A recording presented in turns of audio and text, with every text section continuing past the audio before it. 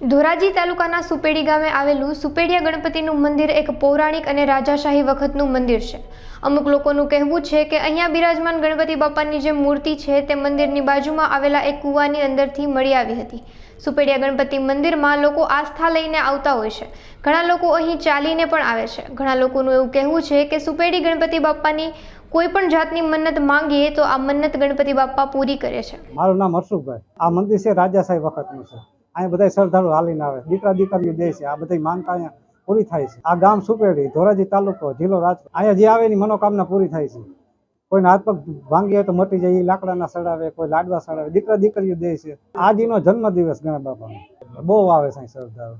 આ ચોથે બહુ આવે, એક આ ચોથ ને આ ભાદ્રવા મહિનાની ચૈત્ર મહિનાની ચોથે બહુ માણસ આવે છે।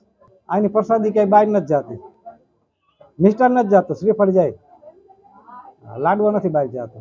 બહુ સારું છે ભાદરવા મહિનાનું, માણે બહુ સારું, જે માનતા માને એની મનોકામના પૂરી થાય છે।